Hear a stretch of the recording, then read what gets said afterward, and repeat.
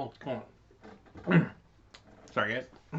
How's it going, everybody? Texas Man here. I hope you guys are all having a phenomenal day. Please give this video a thumbs up if you guys really enjoy it. Subscribe if you guys have not already. Also, do me the biggest favor of all, hit the bell notification button so you guys don't miss out on future videos or streams here on the channel. And this is going to be part 2 of the continuation of reading through my books. This is, of course, for the Chronicles of Unit 4-2, the Galaxy War. This is part 2. If you guys haven't checked out the part 1 video, make sure you guys go ahead and do that before you guys continue on any further in this. And in this video, we are going to be finishing up the Chronicles of Unit 4-2, the Galaxy War. We're going to be starting off in Chapter 6. We will read Chapter 6. Forget how many chapters there are. 6, 7, and 8. So we're going to be finishing up the book. This video will be much shorter than the first one. I know part 1 was like 45 minutes or something. We've only got about, let's see, 1, 2, 3, 4, 5, 6, 6.5 pages. So hopefully this will be under 20-25 minutes. And then once we're done with this part, we will have finished the book. And then we will be moving on to the Chronicles of Unit 4-3, the Universal War, which I'm really looking forward to that book. Because I'm in it. And, as you guys may have discovered before we continue to reading the book, as you guys may have discovered, the books have evolved, and you're going to see that as I continue reading through these books. And you might be thinking, well, book 1 was so cheesy, it was so boring, nothing in it really mattered, nothing was important. Book 1 kind of lays the groundwork. It's like the sub-level, and then things go up and up. Like, if you guys didn't tell with part 1 of the Galaxy War, things are happening, and it's more of a cohesive, you know what I'm trying to say. It's a much more well-blended, put-together story. And you're going to see that, especially in book 3, 4, and 5, that, me as a writer, as an author, as someone that's thinking up of all these worlds and whatnot, when I was growing up, my mind and my intellect grew up. My capacity for making things a little different also grew up. And if you guys haven't noticed, also, with book 1, there was a little bit of lightsaber action. In book 2, there really isn't all that much lightsaber action. And I know that it was a big complaint that a lot of people that ended up reading Unit 4, 1, and 2, when I first wrote them many years ago, they constantly were complaining, like, why are you constantly giving Ash Becca a lightsaber and letting him only, like, kill, like, a dinosaur? And I'm probably, you guys are probably like, where's the lightsaber action? I want some lightsaber duels. Book 3 really is going to bring lightsaber action. Book 4 is going to bring more lightsaber action. Book 5 for sure, because book 5 is called Space Mageddon, and lightsaber action is just chaos, and especially, so lightsaber action is going to be a bigger part. But I wanted to make sure that with book 1 and 2, I laid the groundwork, especially with book 1. I wanted with these first 2 books to lay the groundwork of what is to come. I know a lot of people, you might be thinking, like, man, you're just reading. There's tons of dialogue. There's just all these planets. There's just stuff happening. There's just stuff happening. There's not a lot of action. There's not a lot of, like, explaining. The reason for that is because these first 2 books really lay the groundwork for what happens in book 3, 4, 5, 6, 7, 8, 9, 10, 11, 12, the final war, and Stacy the Halo War. So, although these first 2 books may seem I cannot say major words right now. Insignificant. They may seem insignificant. I promise you that in the future books, as we continue reading through these, characters, places, plot lines, they're going to have their arcs expanded more in the future, and they will come to a epic conclusion. So, with that, guys, let's jump in. We're going to be starting off at Chapter 6, Core Cloud. Chapter 6, Core Cloud. Ash, I have an incoming transmission from the... I can't breathe out my nose today. Ash, I have an incoming transmission from the planet Core Cloud, says Sarah. Had her station on the command bridge of the NS-1714. "Put it on speakers and connect me through vocally," said Ash. "This is President Ted Ginger, leader of the newly created GRG," said the voice. "This is Ashbecca. This is Ashbecca, leader of the Unit 4 and commander of the NS-1714, replied Ash. "Ash, I can't believe that you survived the destruction of Earth," said Ted. "I am dumbfounded that you're alive," said Ash. "It's great to hear your voice, but I have I have important news to share with you, Ted." "What is it?" asked Ash. "We need to talk in person so that the man with spikes from the planet Comdom can't listen to us," said Ted. "I'm on my way, but where are you?" said Ash. "Core Cloud," replied the president. Ash looked at his friends and replied to the president that they would arrive within the hour. 40 minutes later. Unit 4 landed the NS-1714 on a docking platform and began to take in the fresh air, the citizens without foul language, and no kissing in the public streets. "I found you, old friend," said a voice. Unit 4 turned around to see President Ted Ginger. Oh, real quick before I continue reading, I want to let you guys know that I actually have a map of all the planets and where they are on a piece of paper. So if you guys want that, let me know. Before landing the NS-1714. "Ash, wake up," said Nick. Ash opened his eyes and began to inform his friends that he had another vision. "I saw us enter a building, and during a conference, Ted is killed by a group of droids under Darth Uptate's control," said Ash. Location: Core Cloud. Ash greeted his old friend and told him all the adventures that he had with the new team. "This is Bob Esad, our missile launcher and weapon expert, Sarah Ham, our ship driver, and Nick Alpha, our advisor and scientist," said Ash, introducing the team to Ted. "We have to go meet with the others," said Ted. "What others?" asked Bobby. "Why, the leaders of all the planets that form the GRG," said Ted. "What's the GRG?" asked Ash. It stands for the Galaxy Rebellion Group," replied Ted. "Ted, wait, we need to talk first," said Ash. Unit 4 and Ted found a safe street corner, and Ash informed Ted about his power to see the future and his last vision of Ted's assassination. "Thank you guys, but not one droid can enter the building that we are about to go into without being spotted by security," said Ted. Unit 4 and Ted left the streets and entered an enormous building with armed guards marching everywhere. Unit 4 and Ted pushed the door open and took a seat. "I'm sorry that I was late, yet I have brought good news," said Ted. "Darth Update has not yet learned about this operation of the GRG," said Ted.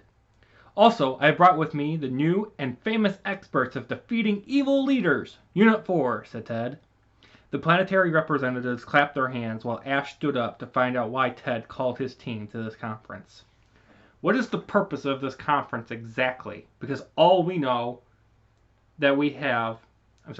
What is the purpose of this conference exactly? Because we all know that we have other matters to attend to," said Ash.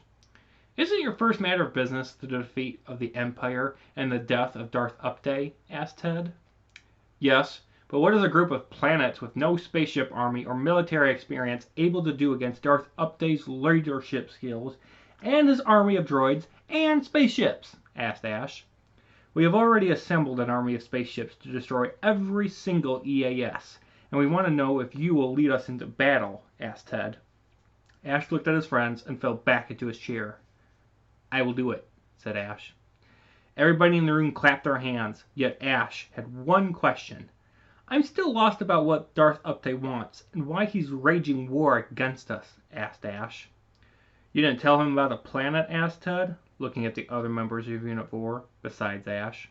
"No, we didn't think that this day would come, so we saw no need to inform him," said Bobby. "What is going on, and what is this planet?" asked Ash.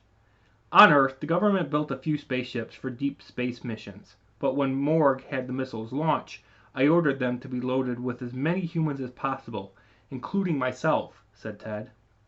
"We discovered a remote planet with air to breathe, water to drink, animals, plants, and a sun that kept the planet in seasons, like Earth," said Ted. "We called the planet Earth 2, and there I have started the reconstruction of a human civilization with an army of its own, both ground and spaceship alike," said Ted. What does Earth 2 have to do with Darth Upte and his growing empire? Asked Ash. Darth Upte has learned about Earth 2 and has realized that if he controls the planet, all other planets will not be a challenge for his empire, said Ted. The purpose of the GRG is to stop Darth Upte from taking control of Earth 2 and that galaxy, said Ted. Ash was speechless and puzzled about all the information. Well then, I guess we had better stop him and kill him so we can end this war, said Ash. The conference finished, and the planetary representatives took their transport ships back to their homeworlds to inform their fleet of ships to head for Earth 2 and prepare to end this war, such as the planets Lambdo, Mist Panic, Dugapalolo, and numerous others.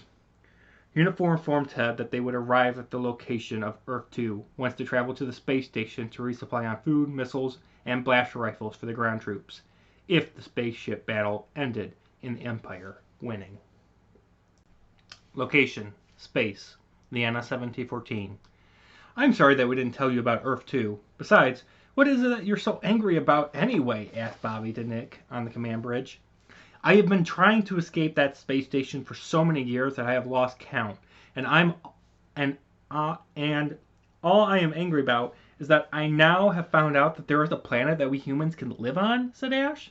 Why is it so important about a planet with the ability for a new human homeworld? Asked Sarah. The reason that my parents, the other team members of my first Unit 4 team, Jerry, are all dead is because I killed all of them with this green lightsaber, said Ash, crying loudly. Sarah held up Ash so he wouldn't collapse to the ground. We all went crazy because of the shortage of supplies, and we started going around killing each other one day. The person that survived was to bury the others and attempt to use the remaining supplies to find a planet that would have humans on it and rebirth the human race. Now that I am over with that, I want to know why Ted wasn't killed, asked Ash. Ash, we have an incoming transmission from Core Cloud, said Sarah. Connect us, said Ash, sitting down at his command chair. Ash, listen carefully, because your vision was true, said Ted. Droids have surrounded me at my office, and I can't call for security for help, said Ted. Nick, what is your position? Nick, what is your Oh, hang on. Nick, what is your position? Asked Ash. We're just passing the planet Comfortoriting, replied Nick. Ash, don't come for me. It is too late. Make sure that Earth 2 survives. I talked with the other members of the GRG, and they requested that you command the ground forces, while Nick commands the spaceships, said Ted. One last thing. I am giving you, Ash, the title of the new leader of the GRG, and the next president.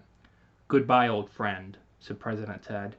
The connection was lost, and Ted was killed by droids.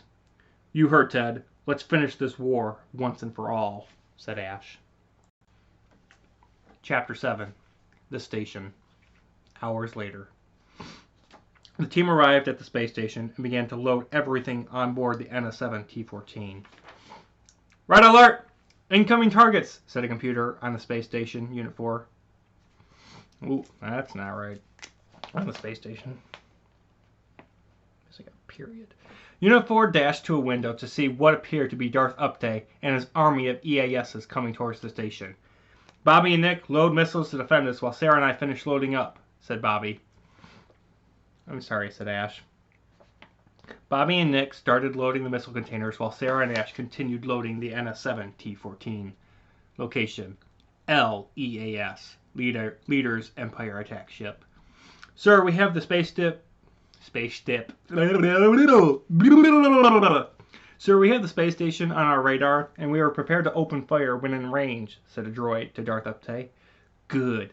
Let me know when the space station destruction is completed, said Darth Upte, with his green spikes still on his back. Location: the space station. Ash, we have finished loading all the missile containers, said Bobby.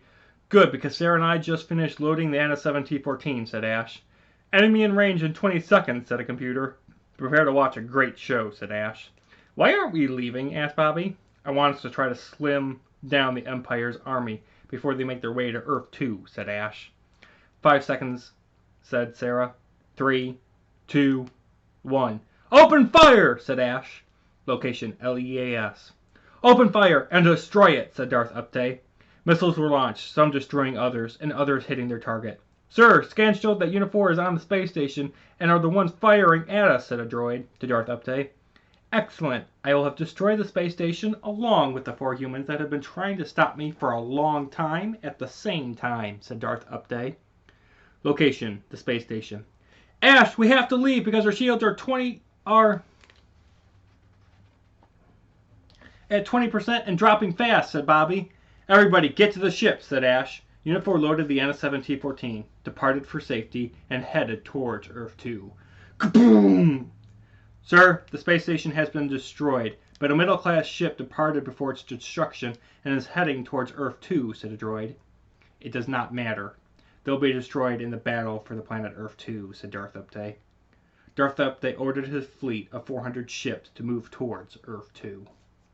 Location, NS-7T-14. I'm sorry about your home that you lived in for so many years, said Sarah, driving the ship to Earth 2. It does not matter anymore. We have to focus on the task at hand of protecting Earth 2 from annihilation, said Ash. Ash, it is the planet Yon 4, said Nick, looking out of the window. We never did put the ARC 170 armored jeep back into the mountain base, did we? Asked Ash. No, we didn't, said Bobby. I guess that someday someone will find it and discover the mountain base with the book of power that I placed inside of it, thought Ash. Ash, we have just passed the planet Darod, and there, my friends, is Earth 2, said Sarah. The team looked out of the command room's window to finally see the new home planet for the human race. It looks just like Earth, but without the continent of South America, said Ash. Sarah, take us down. I think it's time we see man's new home, said Ash. Chapter 8. Sacrifice. The news spread quickly about President Ted Ginger being assassinated, but also that the Empire was coming, which meant the end of what the people of Earth 2 called the Galaxy War, which was near. Ash said good luck as Nick, Sarah, and Bobby took the NS-7T-14 into outer space to lead the battle against the Empire, kill Darth Upday, and end the Galaxy War.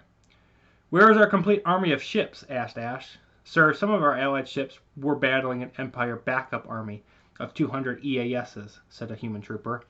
Do you have a communication station on this base yet? Asked Ash. Ash was given an earpiece to inform his friends that they only had an army of 400 EASs coming towards Earth 2, and not 600. Location, the NS-7T-14. Nick, we have just received word that the other convoy of ships has arrived, which means we have a total of 600 ships against only 400 EASs, said Bobby. Look, I can see the Empire fleet in the distance. It looks like they're going to pass between the planets Nerdy and So-So, said Sarah. How long until missiles are in range of them? Asked Nick, being the leader in outer space. We have 20 minutes and counting, said Bobby. Hey Ash, we have spotted the Empire fleet, and they'll be here in 20 minutes, said Nick, using the ship's communication disc. Good. That is the amount of time we need to prepare for them down here, said Ash. Ash, are we going to lose this war? And is the NS-7T-14 going to be destroyed? Asked Nick. I wish I knew. I'm sorry to tell you that I haven't had a vision yet, replied Ash. Thank you, and good luck. Over and out, said Nick. Location, LEAS. The end of the Galaxy War. Sir, our backup army has been destroyed by the GRG, and we are almost in range of the GRG fleet, said a droid to Darth Upday. No matter, just make sure that we win this war, Droid General, said Darth Upday. Within minutes, nuclear missiles, hydrogen missiles, and much more began flying through outer space. Nick had finally located the LEAS, which he knew Darth Upday was on board.